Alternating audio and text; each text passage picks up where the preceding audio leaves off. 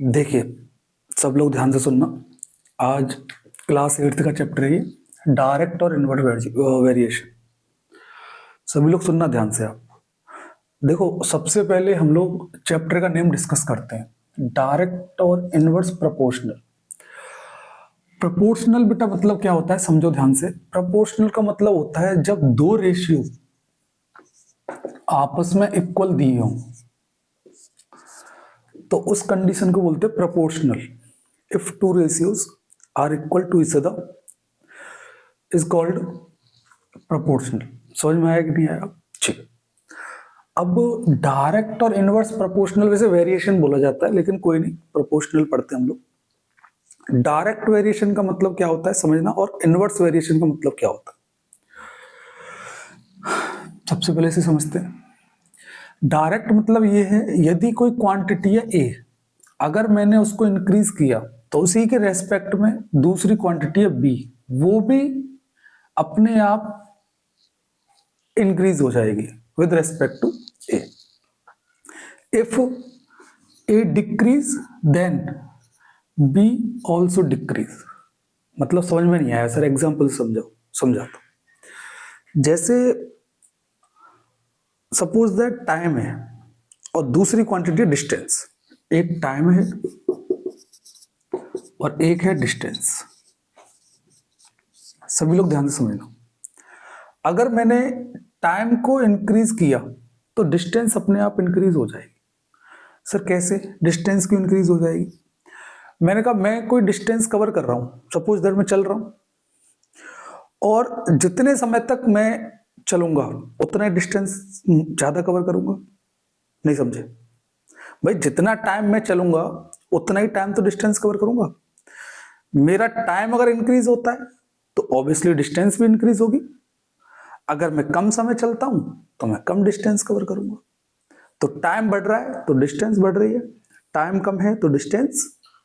समझ में आया कि नहीं आया? तो इस कंडीशन को बोलते हैं हम डायरेक्ट वेरिएशन। समझ में आया कि नहीं आया? जो डायरेक्ट सिंबल यूज हो रहा है ना, डायरेक्ट जो वर्ड यूज हो रहा है वो इसीलिए यूज हो रहा है कि दोनों क्वांटिटी के बीच में रिलेशन को इंडिकेट करेगा ये, और वो रिलेशन हमारे क्वेश्चंस में आएंगे। समझ में आया कि नहीं आया? उससे क्या मेथड बनेगा वो हम बाद में सीखेंगे। अब इसको समझो, इनवर्स वेरिएशन। इनवर्स का मतलब क्या है कि यदि ए इंक्रीज हो रहा है, क्वांटिटी ए है वो इंक्रीज हो रही है, तो इसके रेस्पेक्ट में बी है वो डिक्रीज होगी। वो क्या होगी? डिक्रीज होगी। क्लियर ना? यदि ए डिक्रीज होती है तो बी क्या होगी बेटा? इंक्रीज होगी। सर समझ में नहीं आया ये, समझाओ, बताते। टाइम और स्पीड, दो एग्जांपल लेते हैं। टाइम और स्पीड, सब लोग ध्यान से सुने। मुझे यहां से अपने स्कूल पहुंचना है, तो जितनी ज्यादा मेरी बाइक की स्पीड होगी मैं उतना ही कम समय लूंगा स्कूल पहुंचने में। समझ में आया कि नहीं आया? अगर मेरी स्पीड कम होगी तो मुझे उतना ही ज्यादा क्या लगेगा? टाइम लगेगा। अगर मैं स्पीड बढ़ा रहा हूं तो टाइम कम हो रहा है, मैं अपने स्कूल जल्दी पहुंच जाऊंगा क्योंकि स्पीड ज्यादा है मेरी। यदि मैं अपनी स्पीड कम कर रहा हूं तो टाइम बढ़ जाएगा। तो टाइम का और स्पीड का आपस में रिलेशन कौन सा है? इनवर्सली। क्या है बेटा? इनवर्सली। और टाइम और डिस्टेंस का आपस में रिलेशन कैसा है? Directly proportional. तो ये दोनों डायरेक्टली प्रोपोर्शनल है और ये दोनों इनवर्सली प्रोपोर्शनल है। और प्रोपोर्शनल का मतलब मैंने समझा दिया कि ए रेशियो बी, जब दो रेशियो आपस में इक्वल हैं तो उन कंडीशन को क्या बोलते हैं हम लोग? प्रोपोर्शनल। समझ में आया कि नहीं आया ये बताओ पहले आप। कोई दिक्कत किसी को? चलो सब लोग ध्यान से, अब नेक्स्ट टॉपिक चलते हैं हम लोग। ठीक, सब लोग ध्यान से देखिए, डायरेक्ट वेरिएशन। अब पहला मेथड चल रहा है हमारा डायरेक्ट वेरिएशन। अच्छा सुनो ध्यान से, क्वेश्चन कभी दिया होगा तो आपको दो क्वांटिटी दे रखी होंगी। अच्छा क्वांटिटी समझो ध्यान से। आप फिजिक्स पढ़ते हो ना, अभी 8th क्लास है, साइंस में इंक्लूड है। अभी 9th में जब आओगे तो फिजिक्स अलग हो जाएगी, केमिस्ट्री अलग हो जाएगी, बायो अलग हो जाएगी। फिजिक्स में आप जो भी पढ़ते हो वो सारी की सारी फिजिकल क्वांटिटी है। फिजिकल क्वांटिटी क्या होती है? Those quantity which we can measure, या those quantity that we can measure या that can measured. It means ऐसी क्वांटिटी जिसको हम मेजर कर सकें या जो मेजर हो सके। क्लियर ना? अब जैसे समझो स्पीड है तो आप मेजर कर सकते हो, तो फिजिकल क्वांटिटी हो गई। टाइम है, मेजर कर सकते हो, फिजिकल क्वांटिटी हो गई। डिस्टेंस है, मेजर कर सकते हो, फिजिकल क्वांटिटी हो गई। वेलोसिटी है, फोर्स है, प्रेशर है, जो भी पढ़ना मोशन में आपका बहुत सारी चीजें, मतलब जो भी फिजिक्स में आप पढ़ोगे मोस्टली चीजें वो सारी फिजिकल क्वांटिटी होगी। तो हमें क्या करना है, जो भी क्वेश्चन दिया होगा उसमें कोई भी टू फिजिकल क्वांटिटी का जिक्र हो रहा होगा, तो उन दो फिजिकल क्वांटिटी को आपस में कंपेयर करके देखना है कि वो डायरेक्ट है या इनवर्स है। समझ में आया कि नहीं आया? उसके बाद फिर इन दोनों के मेथड आपको यूज करने हैं। अगर वो दोनों क्वांटिटी फिजिकल डायरेक्ट क्वांटिटी है, मतलब डायरेक्ट वेरिएशन है, तो उस केस में डायरेक्ट का मेथड क्या लगेगा वो समझो। आपको क्या करना है, एक टेबल बनानी है, इस तरीके से टेबल बनानी है। सुनना ध्यान से। पहली क्वांटिटी को मैंने x मान लिया और दूसरी क्वांटिटी को क्या मान लिया, y। कि पहली फिजिकल क्वांटिटी x है और दूसरी क्या है, y है। सपोज दैट जैसे टाइम दिया हुआ है तो टाइम को x मान लिया और दूसरी क्या थी डायरेक्ट में, डिस्टेंस। क्योंकि टाइम और डिस्टेंस का आपस में रिलेशन कैसा है, डायरेक्टली प्रोपोर्शनल। तो इसको मैंने y मान लिया। समझ में आया कि नहीं है? अब समझना ध्यान से, आप सभी लोग ध्यान से समझना। ये दोनों फिजिकल क्वांटिटी को मैंने बेटा, इनकी वैल्यू मुझे दे रखी है। सपोज दैट ये a है a1 और ये है बेटा b1। दूसरे केस में a2 और ये है b2। समझ में आया कि नहीं आया? तो ध्यान से समझना। इन दोनों का डिवाइड मैं यहां नहीं, यहां मेंशन करता हूं, यहां से सही समझ में नहीं आएगा। इन दोनों का डिवाइड मतलब इन दोनों का डिवाइड इन दोनों के डिवाइड के इक्वल होगा। It means a1 upon b1 equals to a2 upon b2। समझ में आया कि नहीं आया आपको? a1 upon b1 equals to, यहां a2 आएगा बेटा, a2 अपॉन b2। समझ में आया कि नहीं आया? कोई दिक्कत किसी को? अब समझना ध्यान से। एक एग्जांपल ले रहा हूं मैं, सुन लो। एग्जांपल है, if a motorcyclist covers 20 kilometre distance, तो d1 मान लेता हूं, 20 kilometre distance in 2 hour, in 2 hour. मतलब एक मोटरसाइकिलिस्ट है, मोटरसाइकिल वाला है, वो 2 घंटे में 20 किलोमीटर कवर करता है। Then how many time taken to cover a distance 70 kilometre. मतलब तो बताइए वो कितना समय लेगा 70 किलोमीटर डिस्टेंस कवर करने में। आपको क्या करना है, एक टेबल बनानी है, ऐसे टेबल बनानी है। तो यहां लिखना है टाइम और यहां लिखनी है डिस्टेंस। चलिए, टाइम मुझे पहले कितना दे रखा है, 2 आवर, और किसमें बेटा 20 किलोमीटर कवर करता है उसमें। चलो, फिर T2 मुझे फाइंड करना है। T2 मुझे फाइंड करना है और डिस्टेंस कितना दे रखा है, 70 किलोमीटर कवर करने। कोई दिक्कत यहां तक? मुझे क्या करना है, ये अपॉन ये इक्वल्स टू ये अपॉन ये। तो पहले हमेशा वेरिएबल वाला टर्म लिखा दो हमेशा। तो T2 upon 70 equals to 2 upon 20। ये समझ में आया कि नहीं आया? ध्यान से देखना। T2 इक्वल्स टू, ये डिवाइड में इधर जाएगा तो मल्टीप्लाई, तो 2 अपॉन 20 इंटू बेटा 70। 0 से 0, 2 से 2, T2 कितना आ जाएगा बेटा 7, और टाइम में तो किस में आएगा, आवर। ये समझ में आया कि नहीं आया? समझ में आया पक्का? अभी नॉर्मल एग्जांपल ले रहा हूं, उसके बाद हम क्वेश्चन पुटअप करेंगे। पक्का समझ में आया? देखो सब लोग, अब सेकंड इसका टॉपिक है इनवर्स वेरिएशन। इनवर्स में मतलब मैंने बताया आपको कि अगर एक क्वांटिटी इंक्रीज होती है तो दूसरी डिक्रीज होगी, और यदि पहली डिक्रीज हो रही है तो दूसरी इंक्रीज होगी, अपोजिट होता है। सब लोग ध्यान सुनेंगे। तो आप लोग क्या करोगे, वही क्वेश्चन पढ़ोगे, दोनों क्वांटिटी को देखोगे कौन कौन सी क्वांटिटी यूज हो रही है और उनका आपस में रिलेशन कैसा है, डायरेक्टली है या इनवर्सली है। तो डायरेक्टली मैं बता चुका हूं, इनवर्सली को समझो। फिर से आपको एक टेबल बनानी है और उसमें जो टू क्वांटिटी है, एक्स मैंने पहली फिजिकल क्वांटिटी को मान लिया और वाई जो है मैंने दूसरी फिजिकल क्वांटिटी को मान लिया। सपोज दैट उनकी वैल्यू मुझे दे रखी है, यही A1, ये B1, A2 और B2। क्लियर ना? जैसे मैंने रिलेशन बताया था, टाइम और दूसरा बेटा स्पीड। क्योंकि मैंने बताया कि स्कूल अगर मैं पहुंच रहा हूं, अगर मेरी स्पीड ज़्यादा है तो मैं स्कूल जल्दी पहुंच जाऊंगा, मतलब कम समय लगेगा। स्पीड अगर इंक्रीज करता हूं तो टाइम कम लगेगा, और यदि स्पीड कम करता हूं तो टाइम ज़्यादा लगेगा। अब सब लोग ध्यान सुनो, इनवर्स वाले केस में क्या होता है, इन दोनों का मल्टीप्लाई आपस में इक्वल होता है।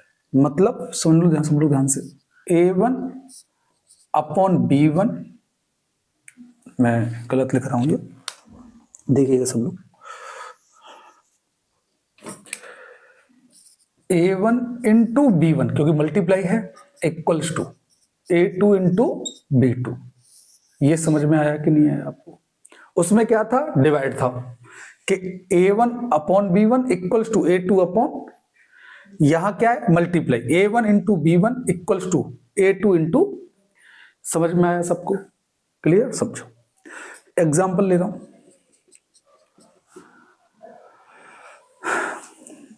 if a teacher reaches school in a 2 hour with a velocity in a 2 hour, T1 मान लेता हूं, in a 2 hour with a velocity, speed use होगा क्योंकि डायरेक्शन फिक्स नहीं है। 2 hour with a स्पीड को मान लेते हैं यहां पर S1, speed 20 kilometre per hour. Kilometre per hour is a unit of speed. Then how many time taken to reach school with speed 70 kilometre per hour. Same question है, उसमें distance और time था, इसमें डिस्टेंस और speed है। यदि कोई bike वाला है या कोई टीचर है, वो स्कूल पहुंचता है 2 घंटे में, और कितनी स्पीड से, with velocity with speed 20 kilometre per our, 20 kilometre per our की स्पीड से। तो बताइए कितना समय लगेगा यदि उसकी speed, if the speed of teacher is 70 kilometre per our, यदि उसकी स्पीड 70 किलोमीटर पर आवर है तो कितना समय लगेगा उसको स्कूल पहुंचने में। क्वेश्चन समझ में आया? तो यहां से देखो, 2 फिजिकल क्वांटिटी का यूज हो रहा है, एक तो टाइम और दूसरा स्पीड। समझ में आया कि नहीं? अब सब लोग ध्यान से समझना। सेम वही टेबल बनाते हैं,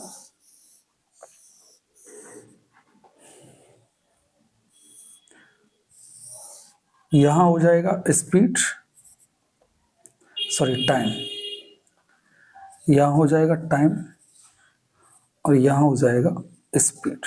क्लियर ना? ठीक है। टाइम मेरा 2 आवर है, तो स्पीड कितनी है बेटा, 20 किलोमीटर पर आवर। ठीक है।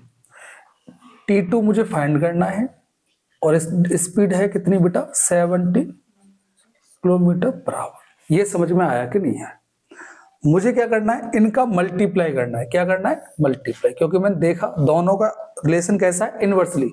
तो सबसे पहले किसको लिखते हैं बेटा, वेरिएबल वाले को। तो T2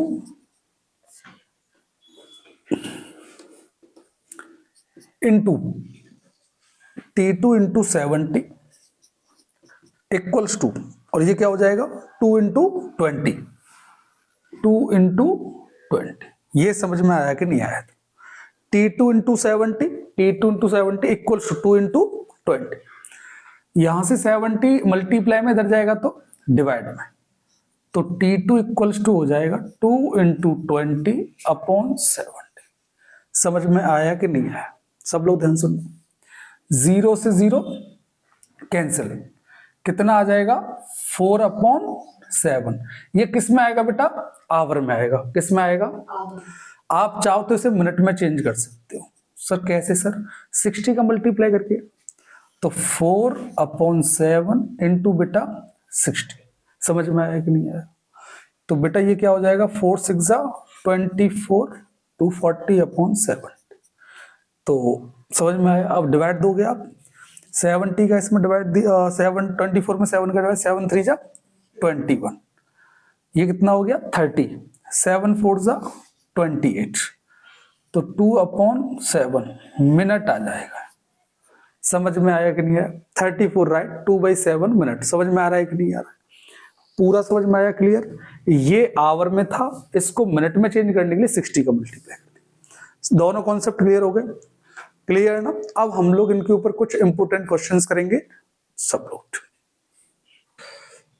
सभी लोग ध्यान से देखना बेटा, इधर देखो बेटा सभी।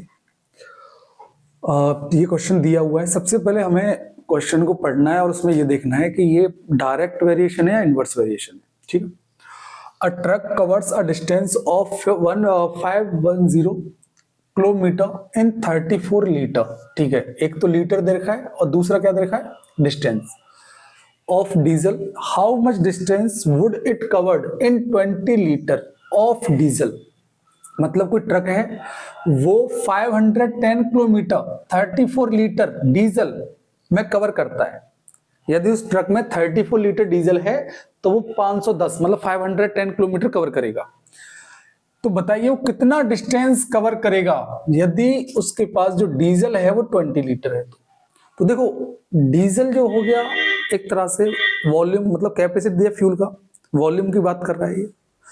तो क्वांटिटी ऑफ डीजल, वॉल्यूम मतलब क्वांटिटी होती है, ठीक है ना, जिसकी यूनिट होती है मीटर क्यूब वगैरह जो भी है, कैपेसिटी बोलते हैं वॉल्यूम को। अब समझो ध्यान से आप, दो क्वांटिटी है मेरे पास, एक तो डीजल हो गया, फ्यूल हो गया, और दूसरा क्या हो गया? डिस्टेंस हो गया। तो इन दोनों का रिलेशन देखते हैं हम लोग, डायरेक्टली या इनवर्सली। जितना ज्यादा मेरी टंकी में डीप फ्यूल होगा, बाइक में फ्यूल होगा, डीजल होगा, पेट्रोल होगा, तो मैं उतना ही दूर तक डिस्टेंस कवर करूंगा।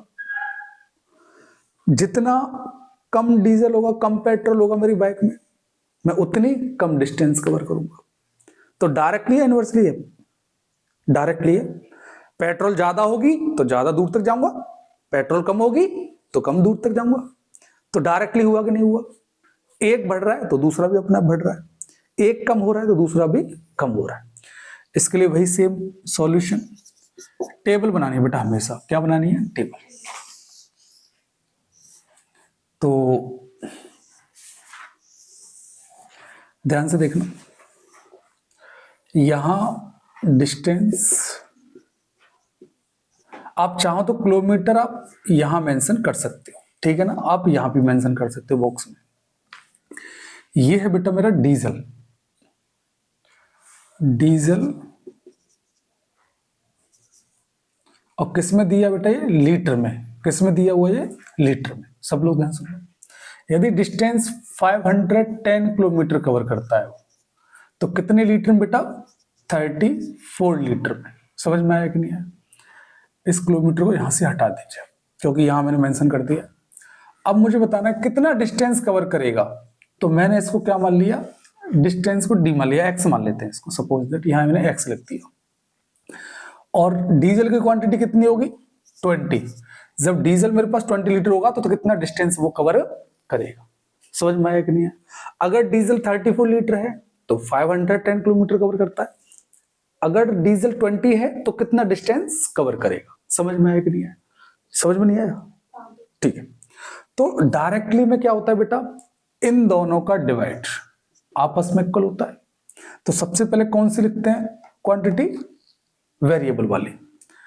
तो x upon 20 equals to 510 upon 34। यहां तक कोई दिक्कत हो तो बताओ। चलिए देखो सब लोग ध्यान से, x इक्वल्स टू 510 अपॉन 34, और ये डिवाइड में इधर जाएगा तो मल्टीप्लाई। 17 2 जा 34, 17 3 जा 51, 2 से 30 कितने times? 15 times.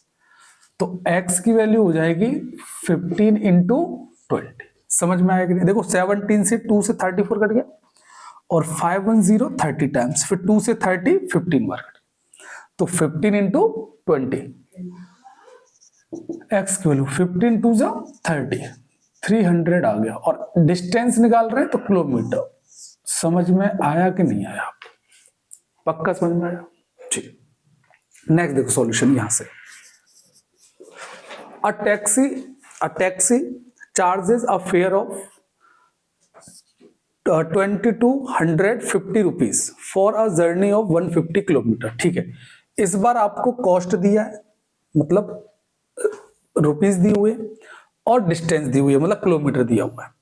How much would it charge for a journey of 124 kilometre? सब लोग ध्यान से समझे सभी। मेरे पास दो क्वांटिटी है, एक तो रुपीस वाला है जो कॉस्ट में दे रहा हूं, दूसरा मेरा डिस्टेंस वाला है। तो पहले इसके बारे में देखते हैं, डायरेक्टली इनवर्सली। मैं जितना डिस्टेंस कवर करूंगा मुझे उतना ही रुपीस पे करना पड़ेगा, और जितनी कम डिस्टेंस कवर करूंगा उतना ही कम रुपीस पे करने होंगे। तो डायरेक्टली इनवर्सली है, डायरेक्टली है। डिस्टेंस बढ़ रहा है तो रुपीस बढ़ रहा है, डिस्टेंस कम है तो रुपीस कम हो रहा है। डायरेक्टली में यही तो बताया था कि एक बढ़ रहा है तो दूसरा भी बढ़ेगा, मतलब A1 इंक्रीज होगा तो दूसरा इंक्रीज होगा, इफ पहला अगर डिक्रीज होगा तो सेकंड भी डिक्रीज होगा। क्लियर है ना? तो टेबल बनाते हैं।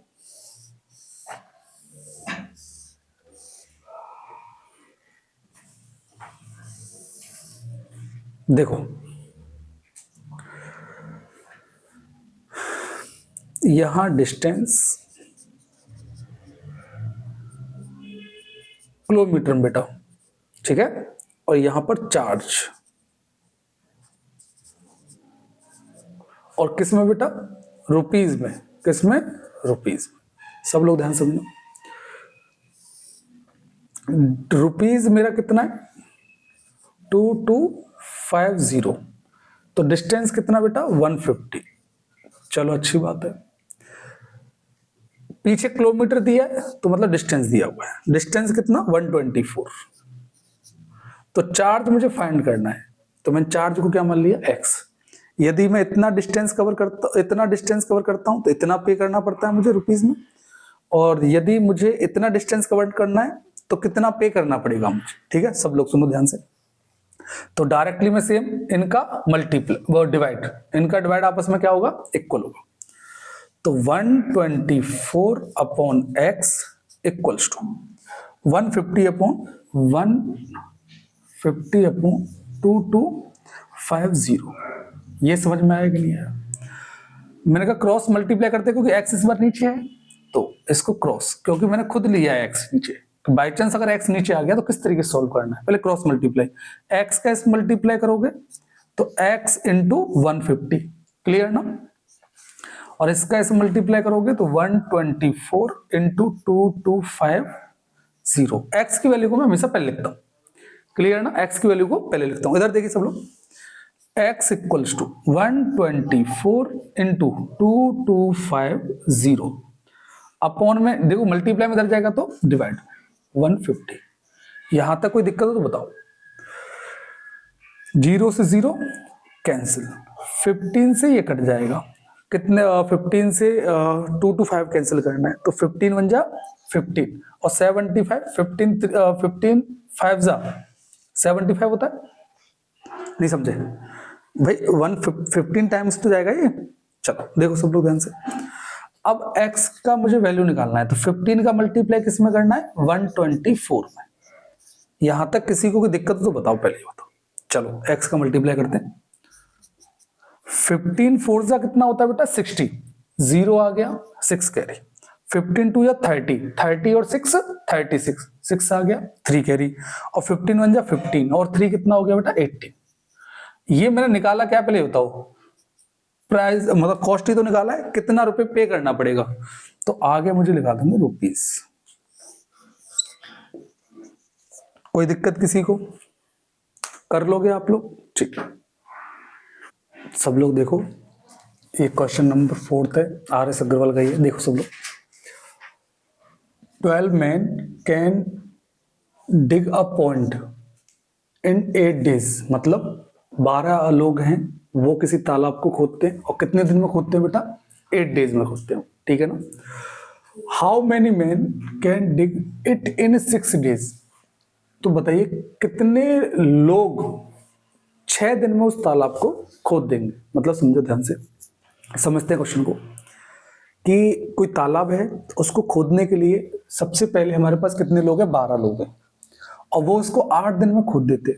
अब मुझे 8 दिन की जगह उसको 6 दिन में खुदवाना है, तो बताइए कितने लोगों की मुझे और जरूरत पड़ेगी, या कितने लोग उसको खोद देंगे? और की जरूरत नहीं, वो तो फिर क्वेश्चन अलग बन जाएगा, कितने लोग उसे खोद देंगे। क्लियर ना? अब सब लोग ध्यान समझ, जैसा कि मैंने बताया, सबसे पहले हमेशा मुझे ये देखना है कि डायरेक्टली इनवर्स है, डायरेक्ट वेरिएशन है या इनवर्स वेरिएशन।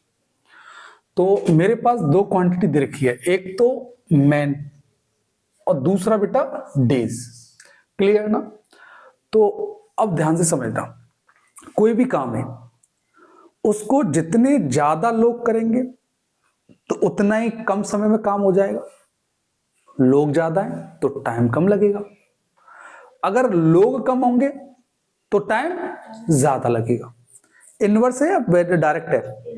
इनवर्स है, ठीक है ना। चलिए टेबल बनाते हैं, सॉल्यूशन।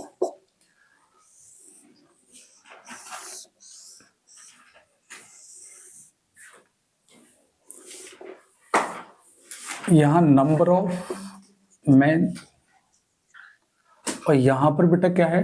Number of days. सब लोग ध्यान सुनना, पर्सन है मेरे पास पहले 12, तो कितने डेज में बेटा? 8 डेज में। नंबर ऑफ मैन मुझे हाउ मैनी निकालना है, तो मैंने मान लिया x, और कितने डेज में डक करना है वो पॉन्ड मुझे? 6 में। क्लियर ना? चलिए, इनवर्स में मैंने बताया था इनका बेटा आपस में मल्टीप्लाई, यही बताया था। तो सबसे पहले x की वेरिएबल वाला फॉर्म लिखते हैं, x upon 6 equals to 12 upon 8। यहां तक समझ में आया कि नहीं आया? x अपॉन, ओहो फिर से वही गलती, बोल रहा हूं कि मल्टीप्लाई होगा। क्या होगा बेटा? मल्टीप्लाई, और मैं क्या कर रहा हूं? डिवाइड कर रहा हूं। x into 6 equals to 12 into 8। समझ में आया कि नहीं आया? अब ध्यान समझो, 6 मल्टीप्लाई में धर जाएगा तो डिवाइड में। देखो दोबारा समझा रहा हूं, इन दोनों का multiply x into 6 equals to 12 into 8, 12 into 8, ठीक। x इक्वल्स टू 12 इंटू 8, और अपॉन में क्या आ जाएगा? 6। 6 से 12 कैंसिल आउट हो जाए कितने टाइम्स? 2 टाइम। x की वैल्यू 2 8 जा 16। निकालना क्या है मुझे? Number of man. तो मैं लिख दूंगा नंबर ऑफ मैन कितना आ जाएगा? 16 आ जाएगा। कितना आ जाएगा बेटा? 16। समझ में आया कि नहीं आया? सब लोग ध्यान से देखो, second question. 6 cows can graze a field in 28 days। 6 गाय हैं, वो किसी फील्ड को 28 डेज में ग्रेज मतलब चर लेती हैं, अपने खाने के लिए जाते हैं खेतों में, घास वगैरह, तो उसी को हम लोग जो घास को खाती हैं उसी को बोलते हैं graze. How long would 14 cows take to graze the same field. बताइए कितने समय में 14 cows उसी सेम फील्ड को ग्रेज कर लेंगी। मतलब नंबर ऑफ डेज बताने हैं आपको, और किसके? 14 काउस के, जो उसी सेम फील्ड को ग्रेज करेंगे। तो मैंने कहा चेक करते हैं भाई, इनवर्स लिया डायरेक्ट लिया। नंबर ऑफ काउस है, दूसरा नंबर ऑफ डेज। सुनना सब लोग ध्यान से, सेम फील्ड है, जितनी ज्यादा गाय होंगी उतना ही कम समय में वो जो घास है खा लेंगे वो लोग, और जितनी कम गाय होंगी उतना ही उनके लिए ज्यादा समय लगेगा, क्योंकि गाय कम है। समझ में आया कि नहीं है? ठीक, तो इनवर्सली हो गया। सब लोग देखो सॉल्यूशन, वही आपको टेबल बनानी है।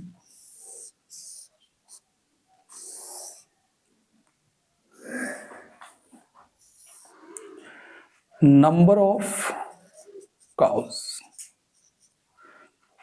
यहां नंबर ऑफ डेज, सब लोग ध्यान सुनना। काउ मेरी 6, डेज कितने 28। मुझे नंबर ऑफ डेज बताने, नंबर ऑफ काउज 14 है और नंबर ऑफ डेज मुझे बताने कि 14 काउ कितने दिन में उसे खा ले। तो मैंने कहा इनका आपस में मल्टीप्लाई, तो 14 इंटू एक्स, वेरिएबल वाला पहले लिखता हूं मैं क्योंकि मल्टीप्लाई होता है, इक्वल्स टू में 6 इंटू 28। यहां तक समझ में आया कि नहीं आया? सब लोग देखिए, x मल्टीप्लाई में इधर जाएगा तो डिवाइड में, 6 इंटू 28 अपॉन 14।